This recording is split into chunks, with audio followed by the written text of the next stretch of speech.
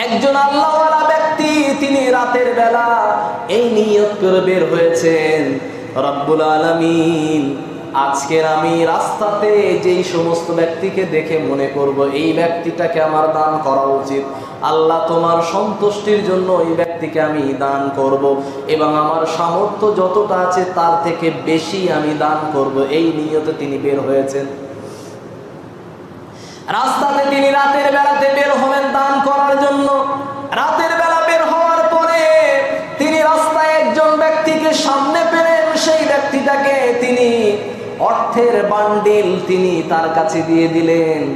অনেক সম্পদ তার কাছে দেওয়ার পরে সেই ব্যক্তিটা চলে গেল এবং এই ব্যক্তিটাও এসে বাড়ি এসে 2 রাকাত নামাজ পড়ে আল্লাহর কাছে তিনি ফরিয়াদ করেন, রব্বুল আলামিন আজকের তোমার সন্তুষ্টির জন্য আমি একজন ব্যক্তিকে আমি সাদাকা করেছি, আল্লাহ তুমি আমার সাদাকাকে কবুল করে নাও। পরদিন সকালবেলা মানুষজন ওই ব্যক্তির কাছে থেকে জানতে পারলো যে অমুক ব্যক্তি আমার কাছে এতটা টাকা পয়সা দিয়েছে, এই এত বেশি টাকা পয়সা দিয়েছে যেটা আমার 1 মাসের খরচ হওয়ার পরেও এরপরেও আরো বহুদিন আমি খরচ করতে পারবো, এতটা সম্পদ দিয়েছে।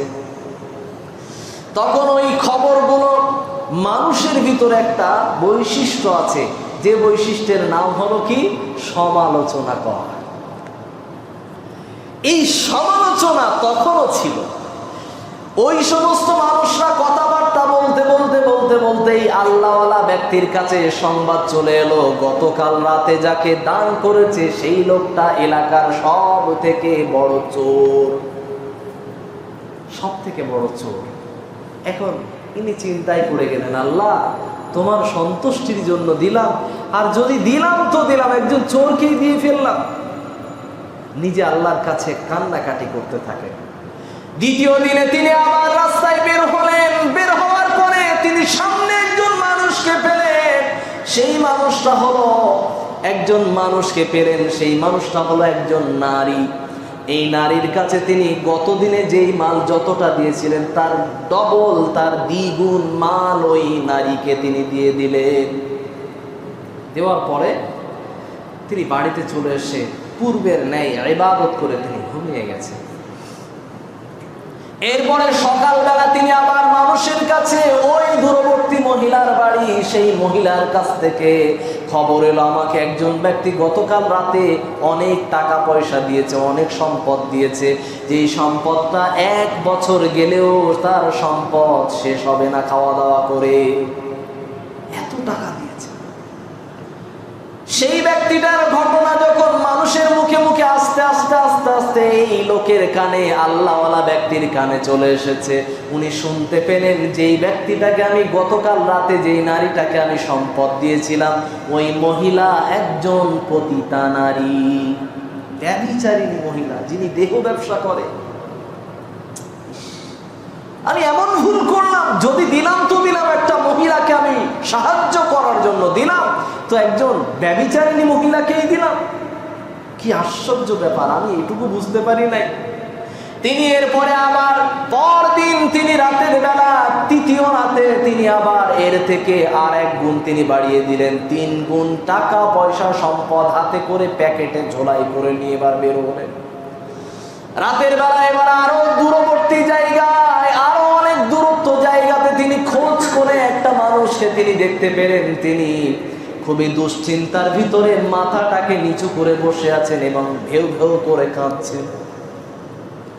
তিনি যেন কোন রকম দুশ্চিন্তার ভিতরে আছে এবং তার কাছে গিয়ে কিছু জিজ্ঞাসা করলেন, ভাই আপনি কি দুশ্চিন্তার ভিতরে আছেন? তিনি বললেন, আমি মাল সম্পদ নিয়ে খুবই টেনশনে আছি, আমি খুব দুশ্চিন্তার ভিতরে আছি। এখন এই কথা বলার পরে তিনি সাথে সাথে এই প্যাকেটটাকে, ঝোলাটাকে তিনি তার হাতে সাপোর্ট করে দিয়ে বললেন, এটা আপনি নেন, আপনার সমস্যাগুলো সমাধান করে নেন। মানুষজন সকালবেলা আবার বলা বলি করতে লাগলো, কথাবার্তা আস্তে আস্তে এনার কাছে কথা পৌঁছে গেল, গতকাল যাকে তুমি দান করেছো তাকে দেওয়ার প্রয়োজন ছিল না, অথচ তাকে তুমি দান করে দিয়ে এসেছো। ওই ব্যক্তিটা এলাকার ভিতরে, আমাদের পাড়ার ভিতরে ধনী, অথচ লোকটা ঋণগ্রস্ত ছিল। এটার কারণে তিনি আবার আল্লাহর কাছে এবার ফরিয়াদ করলেন, রব্বুল আলামিন, আমি যেই ব্যক্তিটাকে দান করেছি লোকটা তো ধনী, প্রয়োজন ছিল না, তিনি তো আমাকে আর টাকা পয়সা ফেরত দেবে না। তবে আল্লাহ, তিনটে যে আমি কাজ করেছি যদি কোনো রকম ভুলও হয়ে থাকে আল্লাহ তোমার সন্তুষ্টির জন্যই দিয়েছিলাম, আল্লাহ এর ফল কি আমি পাবো না? তিনি আফসোস করে তিনি শুয়ে পড়লেন। রাতের বেলা ঘুমের ভিতরে তিনি স্বপ্নে দেখছেন, যেই মালিকের সন্তুষ্টির জন্য দিয়েছ সেই মালিক সেই সমস্ত মানুষগুলোর এমন সমাধান দিয়ে দিয়েছেন, ওই চোর যেই দিন থেকে তোমার টাকা পেয়েছে ওই দিন থেকে সে চুরি করা ছেড়ে দিয়েছে।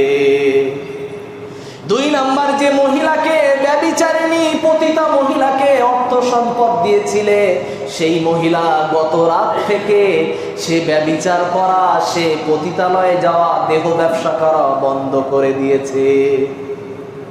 3 নম্বরে যেই ধনী ব্যক্তিটাকে দিয়েছিলে ওই ধনী ব্যক্তি কোনোদিন দান করতো না, কৃপণতার কারণে সে তখন ঋণগ্রস্ততার বিষয়গুলোকে, ঋণের টাকা পয়সাগুলোকে শোধ করে দিয়ে এরপরে তিনি যখনই ব্যবসা শুরু করলেন তার ভিতরে একটা % হিসাব করে রেখেছেন, যাকাত তো দেবই দেব, ওটা পরে কথা, কিন্তু প্রতিদিন প্রতিনিয়ত প্রতি সপ্তাহে প্রতি মাসে আমি একটা বাজেট সিস্টেম করে নিলাম, এই বাজেট থেকে আমি যখনই প্রয়োজন আসবে সমাজের জন্য তখনই আমি কি করব, সমাজের জন্য আমি উপকার করব। সুবহানাল্লাহ বলবো না? একদম সর্বশেষে এই ঘটনা থেকে কি পেলাম আমরা? আছে তো আমার যেটাই আছে, আমার 100 টাকা আছে না, তার থেকে আমি 10 টাকা দিই। আমার 1000 টাকা আছে না, আমি তার থেকে 100 দিই। আমার 5 লাখ টাকা আছে না, তার থেকে আমি 50,000 দিই। আমার জন্য কিছুই কষ্ট হবে না, কারণ আল্লাহ পাক রব্বুল আলামিন তিনি বলছেন সাদাকার ভিতরেই বরকত আছে, সুদের ভিতরেই লস আছে। এখন এই বিশ্বাসের উপরেই সাহাবায়ে কেরামরা কখনোই পিছনে তাকাতেন না।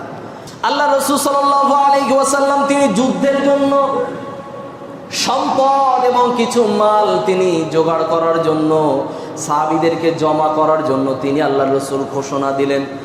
মসজিদে নববীতে যখনই তিনি ঘোষণা দিয়ে দিলেন যে কে এমন সাহাবী আছো আজকের এই যুদ্ধে বের হওয়ার জন্য সাজ সরঞ্জাম এবং যুদ্ধের প্রয়োজন মাল সামগ্রী আজকের কে প্রস্তুত করবে, সাথে সাথে উসমান গনি রাদিয়াল্লাহু তাআলা আনহু তিনি আল্লাহর রাসূলের সামনে একেবারে সামনেই উঠে দাঁড়িয়ে বললেন, ইয়া রাসূলুল্লাহ, আজকের দিনে আমি সকলের আগে আমার নামটাকে লেখানোর জন্য বললাম, আমার নামে আপনি 100 উট এবং তার সাজ সরঞ্জাম আপনি লিখে নেন।